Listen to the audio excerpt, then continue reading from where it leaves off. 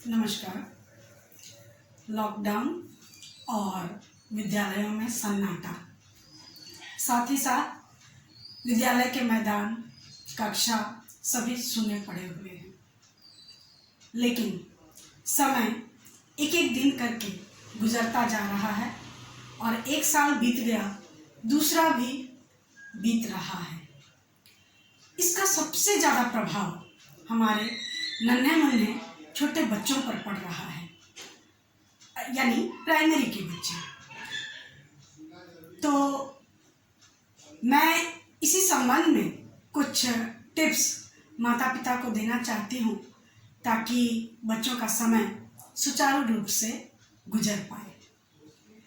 मैं माता पिता से यह आग्रह करना चाहूँगी कि सबसे पहले बच्चों के सुबह सोकर उठने का समय वो तय करें या फिर कोशिश करें कि उनको जल्द से जल्द उठाया जाए, क्योंकि जितना सुबह वो उठेंगे उतना ही वो अपने आप को तरोताज़ा महसूस करेंगे।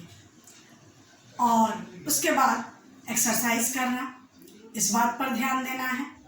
साथ ही साथ मेडिटेशन भी बच्चों को करवाना है। आप सब ने विवेकानंद जी के बारे में सुना ही है, सभी जानते हैं। वो एक दिन में एक किताब पढ़ जाया करते थे और उन्हें सारी पंक्तियाँ याद भी हो जाती थी। कहने का अर्थ हुआ कि मेडिटेशन का ताकत बहुत ज़्यादा है। इसका प्रभाव बच्चों के सोचने समझने और फैसले लेने के ऊपर पड़ता है।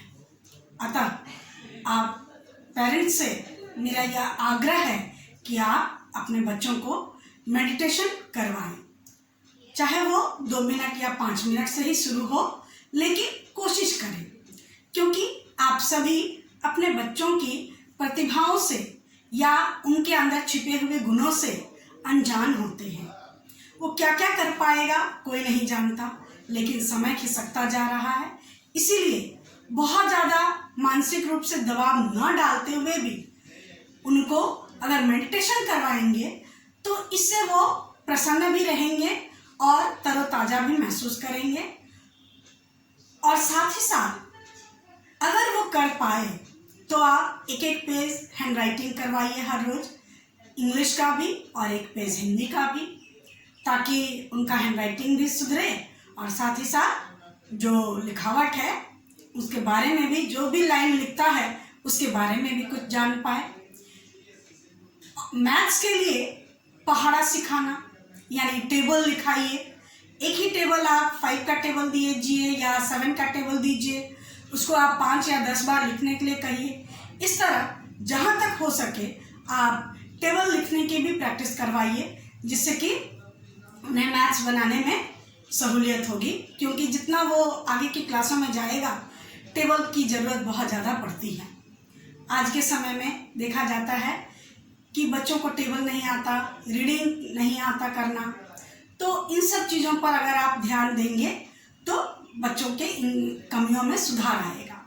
साथ ही साथ अगर स्पेलिंग वगैरह गलती ज़्यादा करता है तो आप एक एक चीज़ 10-10 बार लिखने के लिए दे दें। कभी कभार आप उन्हें 10 गाँवों के नाम लिखो, 10 शहरों के नाम लिखो या फिर 10 राज्यों के नाम लिखो। इस तरह का भी काम उनको दे सकते हैं, जिनमें उन्हें मज़ा भी आएगा और वो कुछ सीख भी पाएंगे। और साथ ही साथ आप नंबर भी देते जाएं।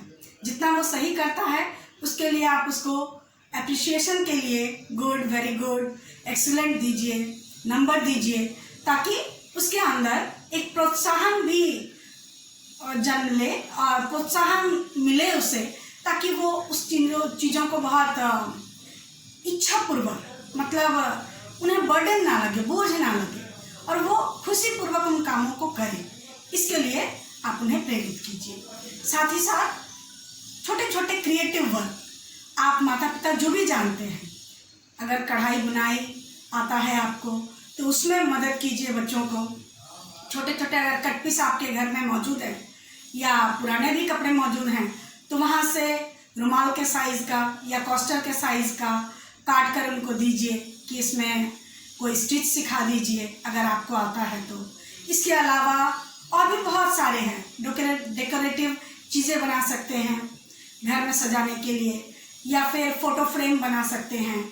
तो बहुत सारी चीज़ें ऐसे हैं, जैसे दिया मेकिंग है, वो सजा के लगा सकता है, या फिर कोई मूर्ति ख़राब हो रखी है, एल्युमिनियम फॉइल उसको ला के दीजिए, उसके ऊपर चिपकाने के लिए कहिए, तो उसका एक नया रूप आ जाएगा। साथ ही साथ बच्चा कुछ ना कुछ सीखता जाएगा और इन सब चीज़ों में उन्हें खुशियाँ मिलेंगी। सबसे बड़ी बात ये है, अभी के वातावरण में सबसे ज़रूरी चीज़ ये है कि वो मानसिक और शारीरिक रूप से स्वस्थ रहे और साथ ही साथ खुश भी रहे। तो इन 3 चीज़ों पर ही सबसे ज़्यादा फोकस आपको करना है। गाना अगर वो गाता है, अंताक्षरी खेलता है, तो इसमें क्या होती है कि जो पंक्तियाँ होती है उसमें जो शब्द होते हैं उसका वो लिंग भेद कर पाएगा। गाने के द्वारा अगर उसके मस्तिष्क में ये बैठ जाए तो उन्हें ये पता चलता है कि कौन सा स्त्रीलिंग है, कौन सा पुल्लिंग। कहने का अर्थ ये हुआ कि खेल खेल में आप जितना करवा सकते हैं करवाइए। माताओं पे तो जिम्मेदारी है ही। मैं सारे पिता से भी ये आग्रह करूँगी कि आप भी अपने बच्चे को समय दीजिए, उनके साथ समय बिताइए, खेल में पार्टिसिपेट कीजिए। जो इंडोर गेम्स हैं उसको बढ़ावा दीजिए।